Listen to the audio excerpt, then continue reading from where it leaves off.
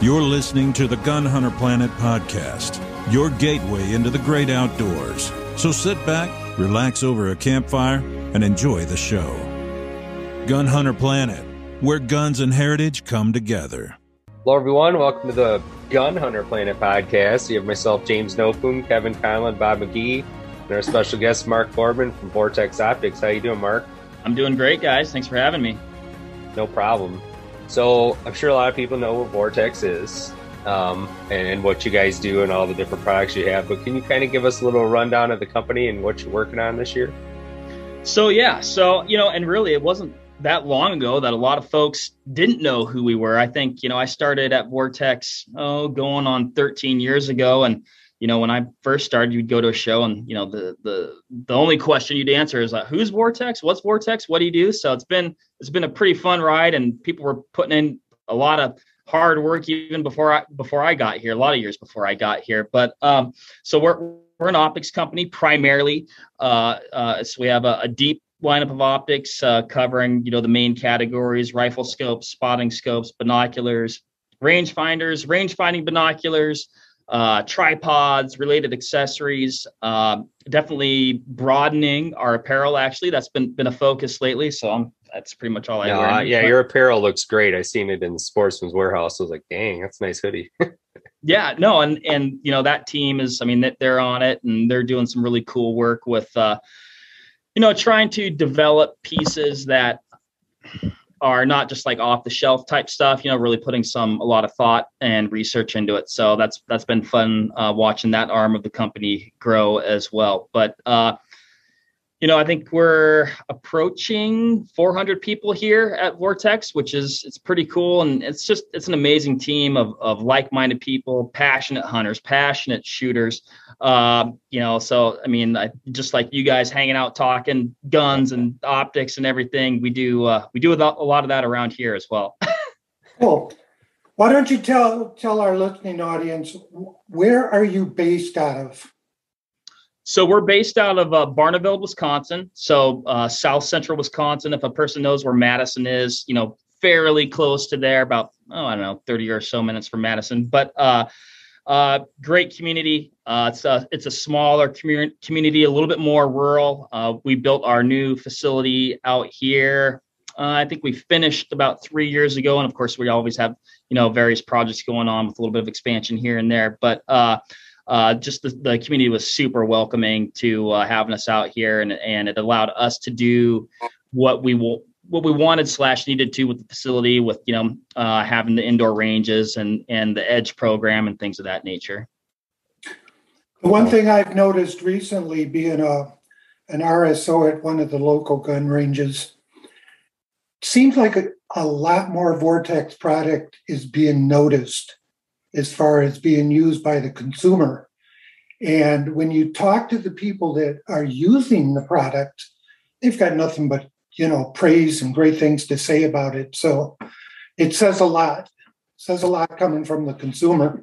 It does. And you bring up like a huge point, and really our primary focus at VORTEX, and that's the customer. The customer is really at the core of every decision we make around here, whether it's a big decision, a small decision, if it doesn't make sense, or if it isn't for the customer or to exceed their expectations, whether that's before, during, or long after the sale, it's not going to make sense to us. And we work hard and do our best to make sure that every step of the way throughout that person's journey with that optic, that we're taking care of them to the best of our ability. Yeah. And that product seems to go from your low price scope, your basic entry scope, all the way up to the most expensive, $2,000 scope that somebody's using, target rifle that's shooting out 1,600 yards. And it just amazes me. Like I say, the praise and the good things people has to say about the product. Yeah, and I can definitely attest to that, because I was trying to put together an affordable long range rifle. So I got a nice Savage Precision 2, and all I did was watch videos for probably a week or two on what kind of scope I wanted. And the one scope that kept popping up was the Venom. So I went ahead and grabbed it, and I'm telling you, That is nice for the price. That is probably one of the best scopes I've shot. I mean, yeah, and that scope is a great example of, like I said earlier, we've got a deep line of optics, everything from what I would call our entry point, which I wouldn't consider an entry level, but from our entry point all the way on to optics that compete at that true alpha class top tier of performance, right?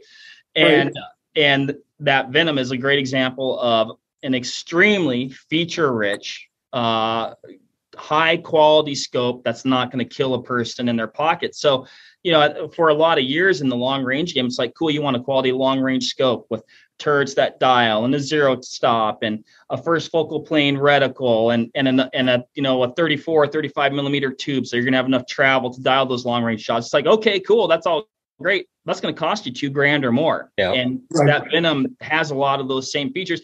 You know, is it a Razor Gen 2? No, it's not. But you can do a heck of a lot of work with it. And Jim and I shot our first PSR or PRS match with that scope. And not at one point throughout that was I like, oh man, I would have been able to do a lot better. It was doing everything I personally needed it to do. No, I was watching multiple guys hitting 1,000 with that same setup that I have. And I was like, you know, for under $1,300, all set and done. That's insane. How come you can't hit it at 1,000, Jamie? I don't have 1,000-yard range. We're going to get there though, Kevin. We're working. 100's looking good right now.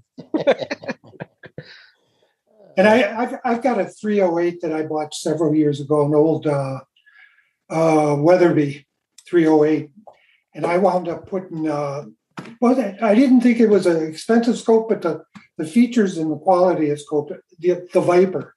I put a Viper on it, and it's got the BDC reticle on it, and that thing, once you get it tuned in, zeroed in, you're good to 400 or 500 yards, and people don't realize that with that scope. And that's a $500 scope, you know. Oh yeah, all day. Those Viper HSs or Viper PSTs, you know, generally if it carries that Viper, name, you know, there's a lot of, you know, iterations or models, but they kind of fall within that name or that tier. You know, I'd say that's definitely an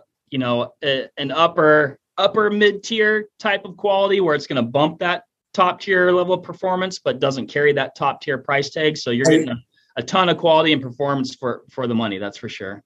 Yeah. Yeah. So I know the Venom's fairly new, but is there anything else you guys got that's coming out that you can kind of give us a heads up on, or?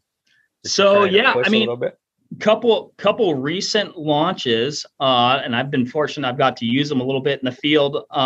We most recently just launched our 10x50 Razor UHD binoculars. So that was an extension of the Razor UHD binocular lineup. So previously we had an 8x42, a 10x42, a 12x50, and then an 18x56.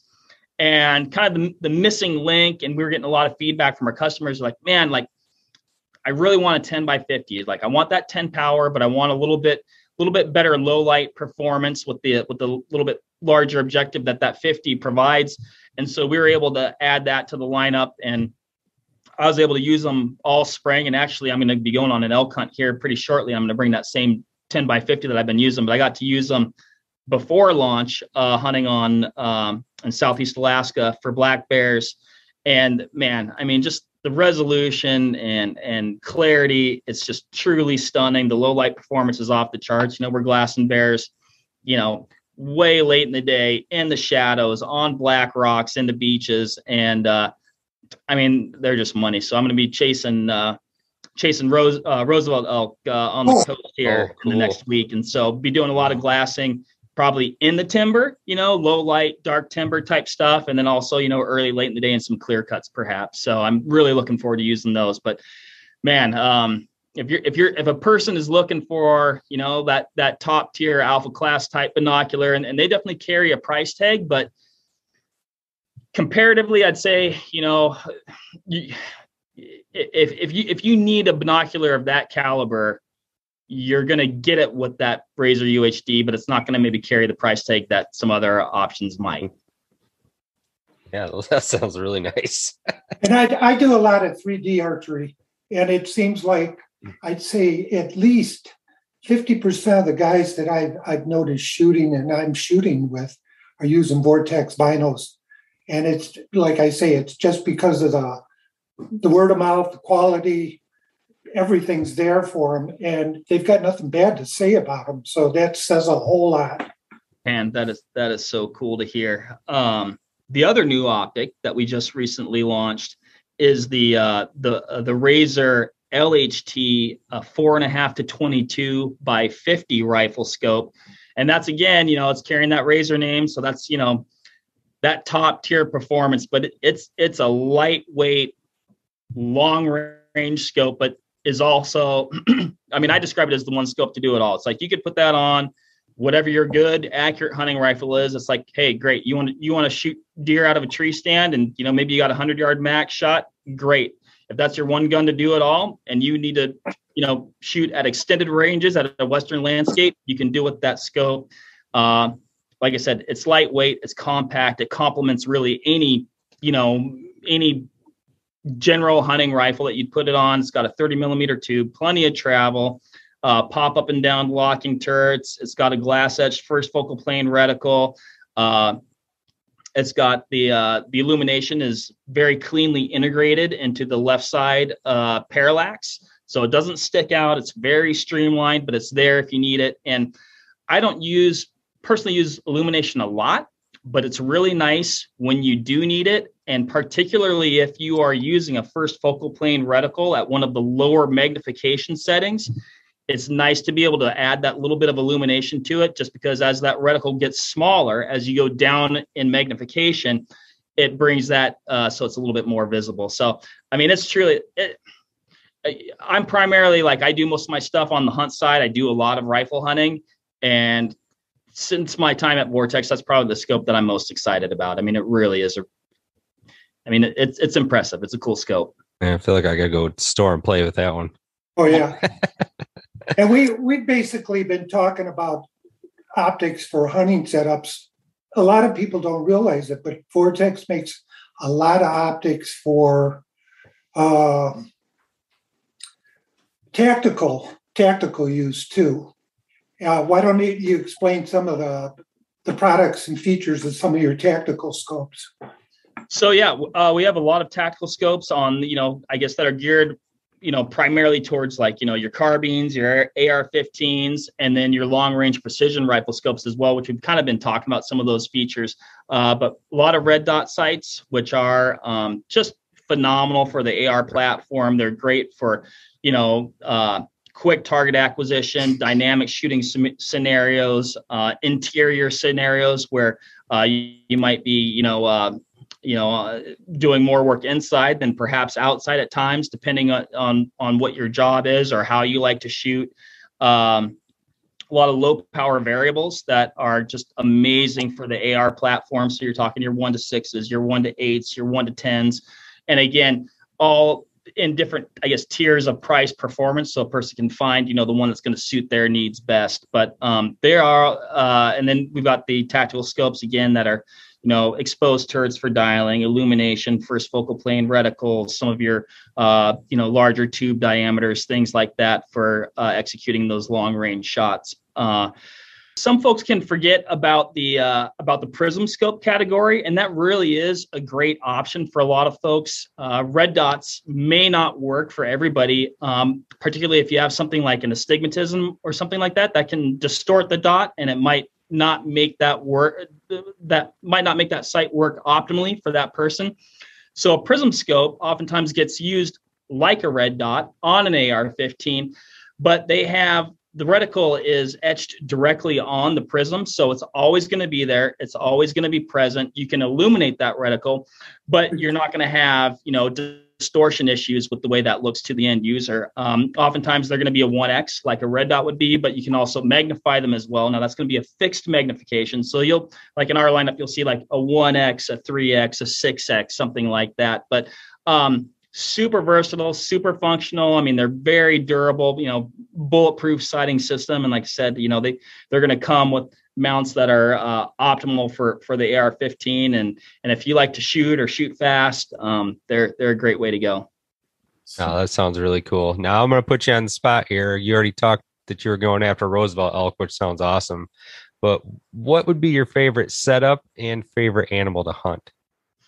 So, man, that might be the toughest question you ask me all day. I like doing a lot of different things, so I'm always curious about different landscapes or different animals. And since I was a kid, I just like had, I guess, a natural curiosity about things. Consequently, I never really get like awesome at hunting one thing, so I'm always kind of bouncing around. But dream hunt or the thing I like to hunt the most, I'd say I'm a deer hunter at heart. I mean, I love chasing elk and I love chasing bears, but I'm a deer hunter at heart.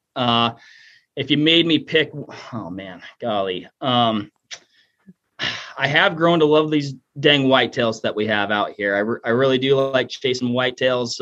Blacktails, though, I'm originally from Washington State, and they hold a special place in my heart. So if you said for rifle hunting, then I'm picking blacktails. Okay. That's and then, have you hunted muleys? How about muleys? I mean, I love hunting mule deer as well. I've hunted mule deer, I guess, primarily in Colorado and Nebraska, I think, maybe a few other states. But I mean, I love chasing mule deer. I love chasing whitetails. But I think everybody likes home, and I love the coast, and so those blacktails, they hold a special place in my heart. They're definitely they're tricky little buggers, and I think that's why I love them so much. And going into the optics kit, what I would use on a blacktail hunt, and again, I work at VORTEX, so I have access to pretty good suite of optics here, but I'd probably pick that 10x42 or 10x50 UHD. I'd have a 10 power binocular on my chest. Probably our Razor HD 4000 rangefinder close to it. And then on top of my rifle, I'd have that new LHT 4.5 to 22 by 50. Just because your shots in blacktail country can come at nearly point blank all the way out to extended ranges where you're shooting across a valley into the opposite side of a clear cut. And, you might be dialing that long range shot at, 4, 5, 6, 700 yards. So, that's probably what I'd pick. And the outlier there, though, would be the Fury HD AB range finding binoculars with the applied ballistic software on there, because with that you can enter all your data, and you have your 10 power binocular, and optically they do a really, really good job. You can laze the target or the animal. You're going to get your range, but it's also going to spit out a ballistic solution for your rifle, for the load that you're pushing through that rifle. And then it has sensors on there that's going to have your atmospheric. So it's going to know, what's the temperature, what are the atmospherics like at your location. So it's really a customized ballistic solution for where you're at that point in time. Does it pick up wind too? What now? Does it pick up the wind direction and stuff? So I'm glad you asked that. So it also has a wind bearing capture mode, right? So if you, so it uses an onboard compass. So if you're like able to measure the wind coming out of a specific direction, so, and you'd probably want to do that with like a Kestrel or something like that. Right. But you can input that in, so you could capture that bearing that the wind is coming out of, input that number, and then it's going to give you your wind hold as well. That's, I guess, compensating for the angle at which the wind is coming from. So you're not getting like that traditional, maybe like full left or full right value. It's going to give you like what your hold will be, compensating for the direction of the wind as well. That's nice. Cool. I think, Bob, you should buy a pair of those to come be my spotter. Yeah. Oh, yeah. Sure. That's incredible. One thing that I noticed, and I think probably be important to talk about, is with all your stuff, I looked at, on your website, the thing that impressed me most is that VIP warranty. The warranty. I mean, who else can match that? That's incredible. I work at VORTEX, so I'm obviously incredibly biased, right? But there's a lot of good warranties on paper. There's a lot of great warranties on paper. But one thing that I know we do, and I like to believe, and in my heart, I believe this, I believe we execute it the best. And that goes back to, that customer focus of we are going to take care of you. And we work hard to make quality products so a person never has an issue, right? But wild things do happen, and we've got some wild stories, but it truly is an unconditional, lifetime, transferable, no fault warranty. If you have an issue with that optic, no matter what happened to it, I mean, it could be in pieces, right? And we've had them come back like that. But if you have the pieces, we're gonna repair that for you or replace it and get it back in your hands as soon as possible. And we also realize that when a person has an issue with an optic, it's oftentimes when they need it, like it's during hunting season, or maybe it's the height of shooting season. They've got a lot of competitions, whatever, what have you. They need that back in their hands. So we've got just a crack squad of techs here, and I mean they can, rip a rifle scope or binocular down to its tiniest screw, get it back together and repair it. But we're looking at, by the time we receive the optic, less than 2 weeks before they have it back in their hands. And I'm being pretty conservative there, because this summer we're down to probably an average of 2 days. So we'd receive the binocular and it'd be back. It would be turned around, heading back to the customer within 2 days. So, and that's going to fluctuate, with volume, as far as, whether that's, like I said, you have some of those peak season times, but we know, and we want that optic in working order back in that customer's hands as soon as possible. That's definitely a big focus for us. And from the people I've talked to and associated with, as long as it's got the VTX markings on the scope, the binos, the rangefinder, whatever, and for whatever reason, they said they've sent it back. No need for proof of purchase. No paperwork. No nothing. And they've either got new equipment, or, like you said, they've rebuilt it, restored it, and it's one of the big things that they really, really like about it. Yeah, I mean, we're interested in customers for life. That's our business here. It's a good way to build it. And some folks might say like, oh, they got that warranty because you're going to need it. Right. And I guess I always respond, well, that wouldn't be a very good business model if that wouldn't work. Right. Yeah. If there was just inevitable that they were going to need that. Right. That wouldn't work. So, whoever made a comment like that, obviously is not a hunter like I am. Stuff happens, man. It just happens. It does. Like I said, we've got some wild stories, everything from, people, person might leave their rangefinder on the edge of their pickup bed and drive down the highway, and it goes, flying down the highway. They go back and get it. We had one gentleman that got kicked in the chest by a horse and, split his binos in half. We've had a couple negligent discharges that, I know one person accidentally shot their spotting scope and then ended up using it for the rest of the hunt because it didn't really hit. It just kind of hit that air gap between all the lenses. Now, I don't think it was fog proof after that, but, optics that fell off cliffs, and they, were able to get it back together with duct tape and use it for the rest of their hunt, but we ended up repairing that one too. But just some pretty wild stuff, but we'll take care of it no matter what. That's for sure. No, that's really cool. Yeah. Now you guys have the binos for correct me if I'm wrong, but before you guys were doing this hunting stuff, you were doing bird watching stuff, right? The company kind of morphed from that. So yeah, it's a pretty incredible story in a lot of ways. Dan, the founder of the company, and his wife Margie. But so Dan was in the military. He got out. He became a dentist. Decided that he didn't want to be a dentist, so he and Margie opened up a Wild Birds Unlimited store, which primarily sold things like I think birdseed was their number one selling item. But birdseed, bird feeders, bird baths, things like that. But they soon realized that optics were a key component of birders. Like birders wanted to, observe and watch and identify the various birds that they were interested in. So they started carrying optics, and actually it's pretty wild. But so initially, some of the optics companies didn't want to sign them up as a dealer. And so Dan would go to an optics retail store, buy inventory at retail, and sell it for $1 more than what he paid for it. And then eventually he showed all those receipts to the optics retail, said, "Hey, look, I'm selling your optics. I'm selling them, and through that, they said, well, yeah, you are selling a lot of, or enough optics. We're going to sign you up as a retailer." So they started selling optics.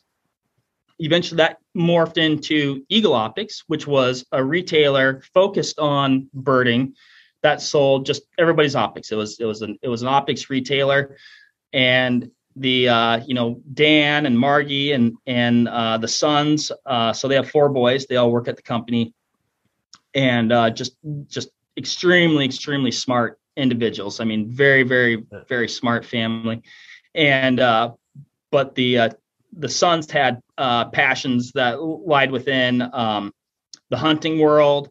One of the sons was really, in my opinion, an early adopter of the AR-15 platform before it really got so popular with just kind of, your general consumer, even your general hunter.